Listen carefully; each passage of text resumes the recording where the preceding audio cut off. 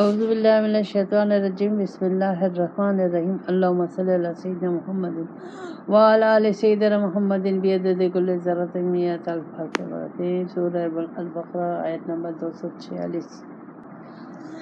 اچھا، اب اللہ تعالیٰ ایک موسیٰ علیہ السلام کے 400 سال بعد کا واقعہ اللہ تعالیٰ اس میں بتا رہا ہے ہمیں کہ موسیٰ علیہ السلام کے جو قوم تھی جو ان کے ساتھ تھی وہ تو صحرا میں مر کھپ گئے۔ اس کے بعد ان کے جو نئی جنریشن تھی، نئے لڑکے تھے، اس میں بچے تھے، وہ جوان ہو گئے، تو انہوں نے آگے جا کے بیت المقدس کو فتح کیا اور وہاں حکومت کی۔ لیکن آہستہ آہستہ ان میں پورا بیک گراؤنڈ آپ کو بتا رہی ہوں، آہستہ آہستہ ان میں برائیاں آتی چلی گئی اور وہ 2 گروہ میں تقسیم ہو گئے۔ حالانکہ مسلمان تھے لیکن 2 گروہ میں تقسیم ہو گئے اور ان میں ہر قسم کی برائیاں آتی گئیں۔ وہاں جہاں گئے تھے تو وہاں جیسے ہندوستان میں مسلمان تھے اور پھر وہ عیسائی بھی تھے، مثال کے طور پہ بتا رہی، تو وہ ظاہر ہندو بھی تھے تو ان کے طور طریقے لے لیے، ان کے سب لے لیے، تو بالکل نا اتفاقی آ گئی آپس میں۔ تو جب نا اتفاقی آ گئی تو دشمن نے اس پہ حملہ کیا اور ان کو سب کو غلام بنا لیا، بچوں اور کچھ بھاگ گئے، جیسے آج شام پہ حملہ کیا امریکہ نے، روس سے، ان سب نے، شام کے لوگ بھاگ گئے، مثال کے طور پہ بتا رہی ہوں، بھاگ گئے۔ اب وہاں بچے بھی چلے گئے، عورتیں بھی چلے گئے، جو رہ گئے تو ظاہر ہے ان پہ تو اب دشمن ہے، تو جب دشمن نے بہت زیادہ ان کو تنگ کرنا شروع کر دیا اور ان کے بچوں کو مارنا شروع کر دیا، جائیدادیں ضبط کر لی، سب کچھ کر لیا، تو انہوں نے اپنے نبی سے، وقت کے نبی سے کہا کہ ہمارے لیے کوئی بادشاہ مقرر کرو، ایک ہمارے لیے لیڈر مقرر کرو کہ ہم لڑیں ان سے، انہوں نے تو ہمارا سب کچھ تباہ برباد کیا۔ تو اب یہ واقعہ ہے، تو اللہ کہتا ہے الم تر الی الملأ من بنی اسرائیل من بعد موسیٰ، اللہ تعالیٰ کہتا ہے تم نے نہیں دیکھا بنی اسرائیل کو موسیٰ علیہ السلام کے 400 سال بعد انہوں نے اپنے اس سے کہا، نبی سے، جو اس وقت کا نبی تھا، اس قالوا لنبی لہم الباس لنا مالکا نقاتل فی سبیل اللہ، ہمارے لیے کوئی لیڈر جیسے جرنیل بڑا مقرر کرو تاکہ ہم لڑیں اللہ کی راہ میں۔ تو وہ نبی جو تھے وہ تو اپنی قوم کو جانتے تھے کہ کیسی قوم ہے، نالائق، نافرمان، اللہ کی نافرمان، اور ہر لحاظ سے، تو انہوں نے کہا قال هل عسیتم ان کتب علیکم القتال الا تقاتلوا، کیا تم اس قابل ہو کہ تم پہ جہاد کا حکم دیا جائے؟ کیا تم اگر جہاد تم پر فرض ہو گیا، تم اس وقت تم بادشاہ مانگ رہے ہو، تو بادشاہ کیوں مانگ رہے ہو؟ لڑنے کے لیے کوئی لیڈر، جرنیل، مضبوط آدمی مانگ رہے ہو تاکہ وہ ہماری رہنمائی کرے اور ہم دشمن سے مقابلہ کریں۔ تو انہوں نے کہا کہ کیا تم اس قابل ہو؟ میں تو نہیں دیکھ رہا تم اس قابل ہو کہ تمہیں وہ صلاحیت ہے، وہ چیز ہے کہ تم جب تم پر جہاد فرض ہو جائے اور تم جہاد کرو۔ تو انہوں نے کہا حل ایسا ہے تم ان کتب علیکم القتال الا تقاتلوا، کیا تم لڑو گے؟ اگر میں تو نہیں دیکھتا کہ تم پہ جہاد فرض ہو گیا اور تم کیا لڑو گے؟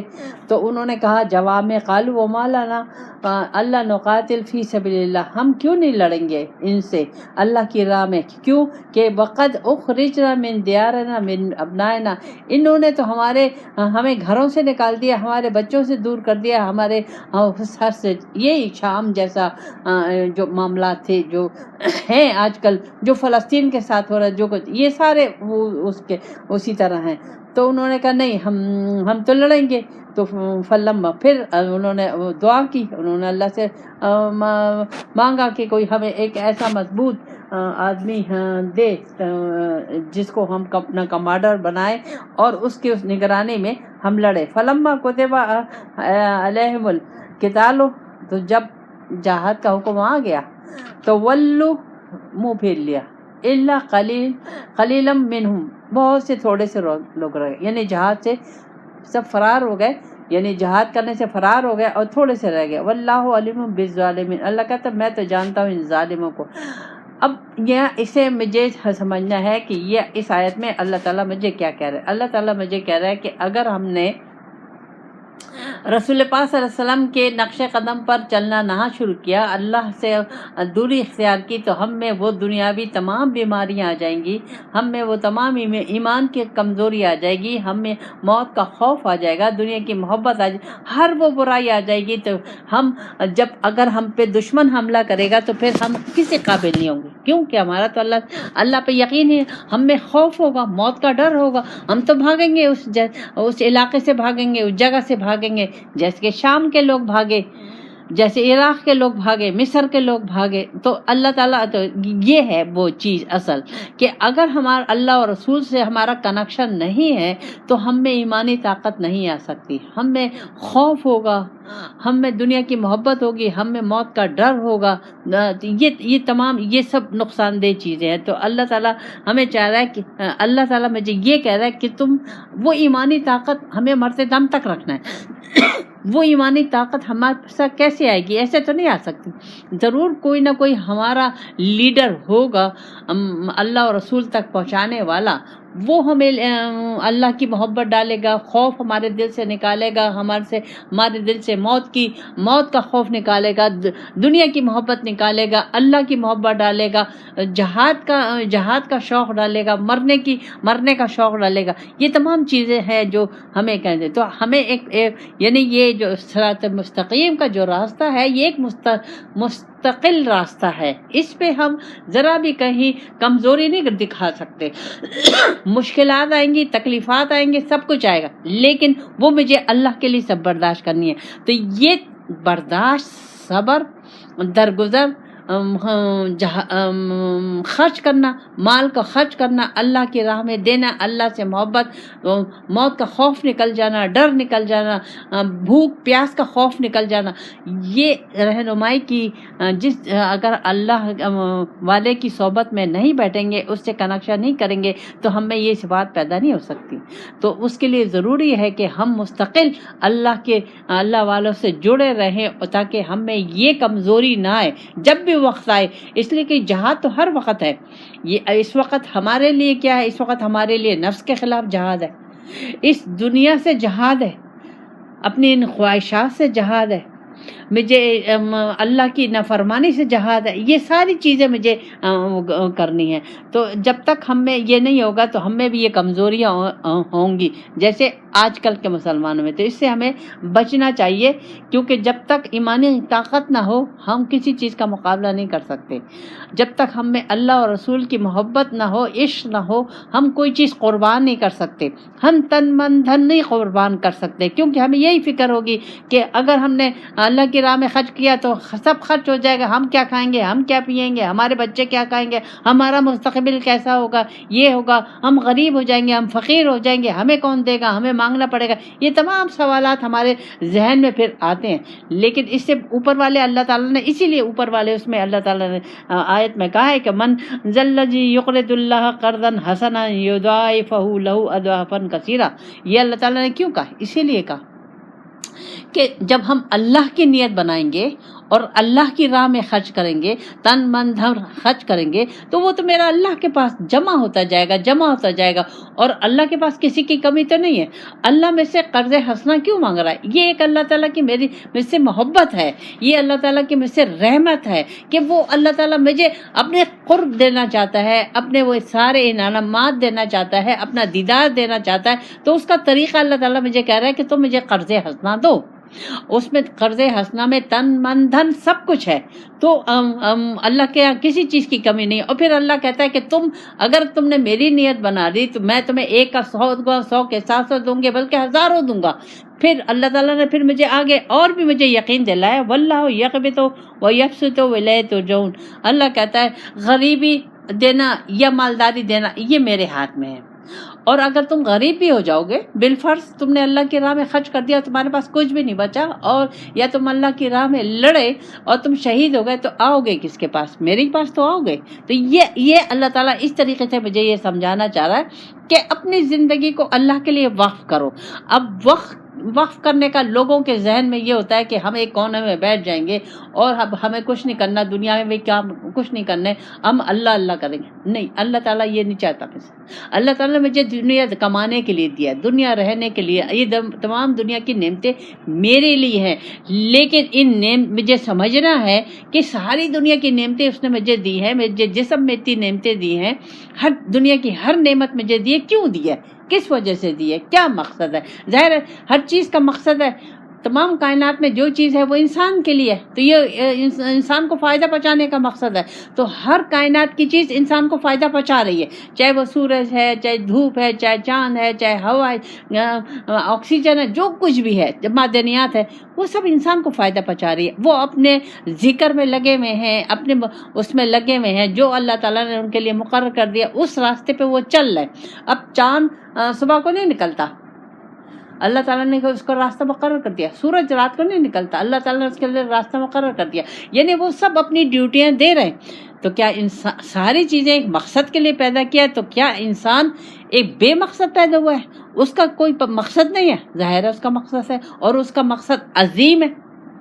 تو مجھے وہ اپنی زندگی کا مقصد سمجھنا، میں اس میں پھنس گئی ہوں کہ میں لڑکی ہوں، میں بیوی ہوں، میں ماں ہوں، میں یہ ہوں، میں یہ ہوں۔ نہیں، بیوی ماں سب یہ سب اپنی جگہ پہ، یہ سب اللہ تعالیٰ نے ڈیوٹیاں دی ہیں، لیکن آپ اس کے علاوہ کچھ اور ہو، اس کے علاوہ بھی کچھ اور ہو۔ تو جب ہم اس کے علاوہ کچھ اور جاننے کی کوشش کریں گے تو ظاہر ہے ہمیں کوئی ایسا رہنما چاہیے جس سے ہم سمجھیں، جس کے ساتھ، تو اس کے لیے مجھے تن من دھن قربان کرنا ہے۔ مجھے تن من دھن قربان کرنے کا مطلب یہی ہے کہ آپ ایک اللہ والے کی صحبت میں رہ کے اس سے سیکھو کہ کس طریقے سے تن من دھن قربان کرنا ہے، کس طریقے سے اللہ کے دیدار کو کے قابل۔ ظاہر ہے ان آنکھوں سے تو ہم دیدار نہیں کر سکتے، اگر ان آنکھوں کو میں نے دوسری آنکھیں، ان آنکھوں کو میں نے نورانی آنکھیں نہ بنایا تو اللہ تو نور ہے، میں دیکھ سکوں گی نہیں دیکھ سکوں گی، تو مجھے تو وہ نورانی آنکھیں چاہیے، اور وہ نورانی آنکھیں اسی دنیا میں ہیں کہ وہاں نہیں ہے۔ یہاں اگر میں نے وہ نورانی آنکھیں یہاں حاصل نہیں کی، وہاں میں اندھی ہوں گی، وہاں مجھے کچھ نظر نہیں آئے گا، اندھی گونگی بہری سب کچھ ہوں گی، اس لیے کہ یہ دنیا اللہ تعالیٰ نے دی ہے۔ تو مجھے اس چیز سے نکل جانا چاہیے کہ میں لڑکی ہوں، میں ماں ہوں، میرا یہ ہے، میرا یہ نہ، مجھے ایک ڈیوٹی دی گئی ہے، جس لحاظ سے بھی ڈیوٹی دی گئی ہے وہ مجھے اللہ کو پانے کے لیے ڈیوٹی دی گئی ہے۔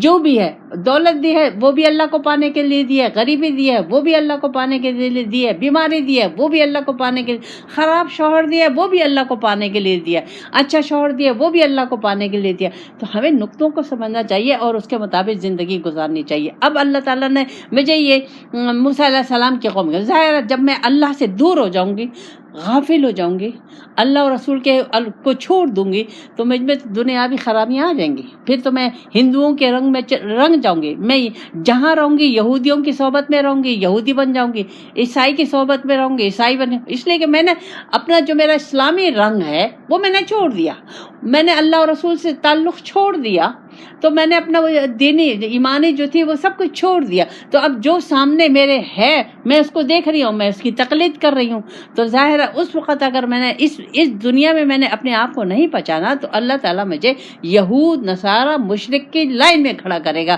بھلے میں نے کتنی دفعہ نمازیں پڑھی ہوں، بھلے میں نے کتنی دفعہ کلمے پڑھی ہوں، درود شریف پڑھا ہو، یہ پڑھا ہو، جب تک میں باعمل زندگی نہیں گزاروں گی مشکل ہے، میرے لیے بہت مشکل ہے۔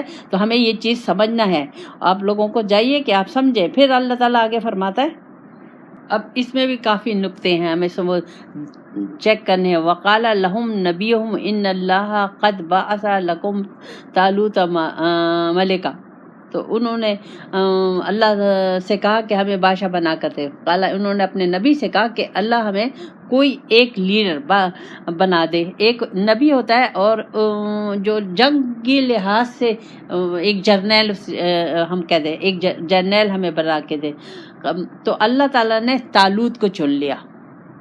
اب طالوت ان کے اس میں سے نہیں تھا، وہ کہیں باہر سے کہیں آ رہا تھا، بنی یمین کی قوم سے تھا، وہ کہیں سے آ رہا تھا۔ اللہ تعالیٰ نے نبی کو اشارہ کیا کہ اس کو لے لو، اس کو لے لو، اس کو بنا دو بادشاہ۔ تو قالو، جب اللہ قالو ان یکون لہ الملک علینا، اللہ کرنے کا یہ تمہارا بادشاہ ہے، تو انہوں نے کہا وَنَحْنُ أَحَقُّ بِالْمُلْكِ، یہ کیسے ہمارا بادشاہ، یہ کیسے حق رکھتا ہے ہم پہ بادشاہت کرنے کا، مِنْهُمْ وَلَمْ يُؤْتَ سَعَةً مِنَ الْمَالِ، اس کے پاس تو مال بھی نہیں ہے، یہ تو غریب آدمی ہے، اس کے پاس تو کوئی مال بھی نہیں ہے، یہ ہم پہ کیسے اب یعنی ایک قسم کا اعتراض کیا۔ انہوں نے کہا قال ان اللہ اصطفیٰ علیکم، تم نے مجھ سے مانگا تھا، میں نے اللہ سے دعا مانگی، اللہ تعالیٰ نے اس کو چنا ہے، علیکم تم پر، وزادہ بسطتم من العلم والجسم، اللہ تعالیٰ نے اس کو تم سے زیادہ علم دیا ہے، دانائی دی ہے، اور جسم یعنی جسمانی قوت، تمام سوجھ بوجھ ہر کچھ تم سے زیادہ دی ہے، یہ اللہ نے چنا ہے۔ پھر اللہ کا وہ کہ واللہ یوتی ملکہ من یشاء، اللہ جسے چاہے بادشاہ بنا دے، جس کو چاہے حکمران بنا دے، جس کو چاہے لیڈر بنا دے، یہ تو اللہ کا کام ہے، اس میں تمہاری کیا دخل اندازی ہے، تم نے مانگا اللہ نے دے دیا، اب تمہیں اس سے کیا غرض ہے کہ یہ غریب ہے اور یہ ہے، یہ اللہ کو معلوم ہے کہ کیا ہے کیا نہیں ہے۔ پھر اللہ تعالیٰ نے بتا بھی دیا کہ وہ وسط یعنی جسم اس کا حتی بڑا اونچا لہیم شہیم، اور علم اس کے پاس ہر چیز، مادریا ہر چیز اس کے پاس، یعنی ہنر، عقل مندی، ہوشیاری، سب کچھ اس کے پاس تھی۔ واللہ واسع علیم، اللہ زیادہ جانتا ہے، علم رکھتا ہے تم سے۔ اب اس آیت کو اب مجھے سمجھنا ہے۔ اب سب سے پہلے یہ ہے کہ ہم نے اللہ سے کوئی چیز مانگی، کسی کو مانگا، اب جیسے میں اس میں مثال دوں، آپ نے اللہ سے دعا مانگی کہ اللہ تعالیٰ ہمیں اپنا راستہ دکھانے کے لیے کوئی ہمیں سامنے لا دے، ہمیں دے دے۔